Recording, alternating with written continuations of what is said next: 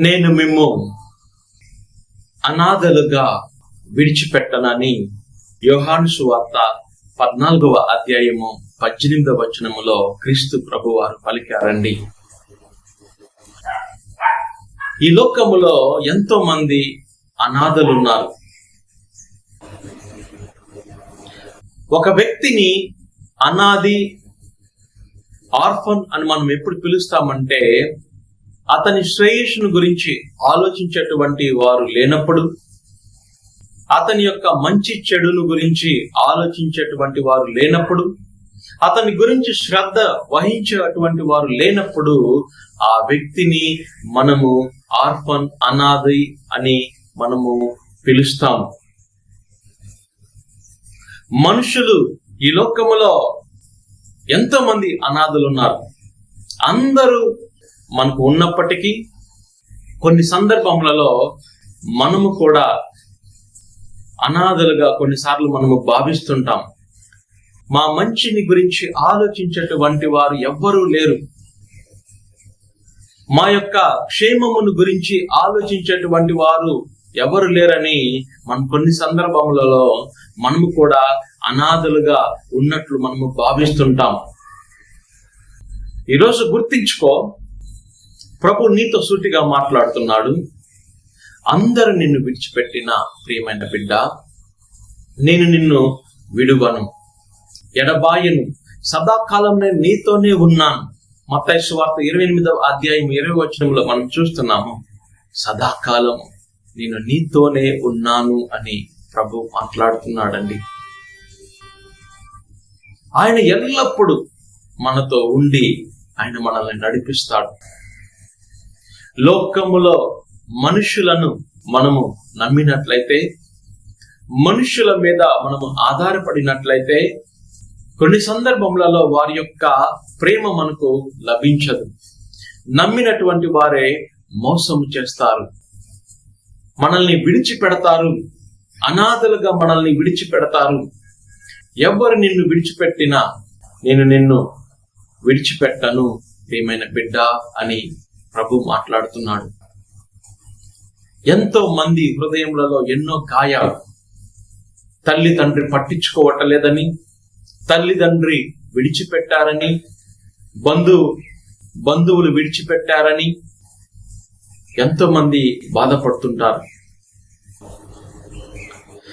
ఈరోజు ప్రభు మాట్లాడుతున్నాడు, నీ తల్లి నీ తండ్రి నిన్ను ఎవ్వరు విడిచిపెట్టినా నేను నిన్ను విడువను బిడ్డ అని ప్రభు మాట్లాడుతున్నాడు.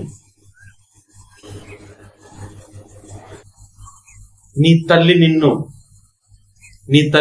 నీ పట్ల శ్రద్ధ వహించకపోయినా ప్రభు నీ పట్ల శ్రద్ధ వహిస్తాడు అనే సత్యాన్ని గుర్తించుకో.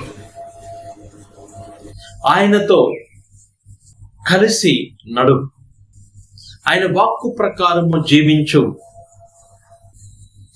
కలవర పడవలదు, నీవు కలవర పడవలదు, యేసు నిన్ను విడిచిపెట్టారు, ఆ యేసు నిన్ను విడిచిపెట్టారు, ఆ యేసు నిన్ను విడిచిపెట్టారు.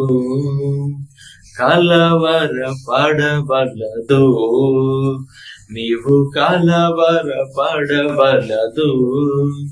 ముళ్ళ కిరీటం నీ కోసమే, రక్తమంతా నీ కోసమే, ముళ్ళ కిరీటం నీ కోసమే, రక్తమంతా నీ కోసమే.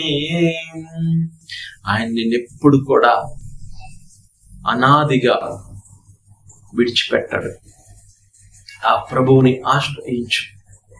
ప్రభువా, నువ్వే నా రక్షణం, నువ్వే నా దుర్గము, నువ్వే నా కోట, నువ్వే నా స్నేహితుడవు, నన్ను నడిపించే నావికుడవు నువ్వే అని ప్రతిరోజు ప్రభువుని ఆశ్రయించి ఆయన మార్గములో మనము నడిచినప్పుడు, ఆయనతో స్నేహము మనం చేసినప్పుడు మనము అనాది, ఎవరు నాకు లేరు అనేటువంటి భావన కలగదండి. ఎందుకంటే సదాకాలము నీతో ఉన్నటువంటి దేవుడు నీతో ఉన్నప్పుడు, ఆయనతో నువ్వు నడిచినప్పుడు అలాంటి ఫీలింగ్ ఎప్పుడు కూడా నీకు కలగదు.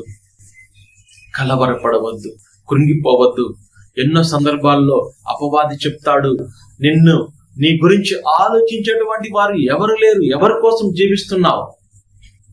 నీ శ్రేయస్సును గురించి ఆలోచించేటువంటి వారు ఎవరు లేరు, ఎవరి కోసం నువ్వు జీవిస్తున్నావు? ఎందుకు నీకు ఈ కష్టాలు? ఎన్ని రోజులు ఈ బ్రతకాలి? ఎన్ని రోజులు నీకు ఈ శ్రమలు, వేదనలు? చచ్చిపో అని అపవాది శోధిస్తాడు. గుర్తించుకో, అందరూ నిన్ను విడిచిపెట్టినా, నమ్మిన వారు మోసము చేసినా, ఎవ్వరికి చెప్పుకోలేనటువంటి బాధలలో, వేదనలలో నువ్వు ఉన్నప్పటికీ ఈరోజు గుర్తించుకో, ప్రభు నిన్ను ఎప్పుడు విడిచిపెట్టడు. ఆయన చేయి చాచి నిన్ను పిలుస్తున్నాడు. ప్రియమైన బిడ్డ, నా చెంతకురా, నా రెక్కల నీడలో నువ్వు భద్రంగా ఉంటావు. నేను నిన్నెప్పుడు విడిచిపెట్టను. నీకు శ్రేయస్సునిస్తాను, బంగారు భవిష్యత్తునిస్తాను, నువ్వు కోల్పోయిన వాటినన్నిటిని కూడా ఇస్తానని యేసు ప్రభు వాక్కు ద్వారా మనతో మాట్లాడుతున్నాడని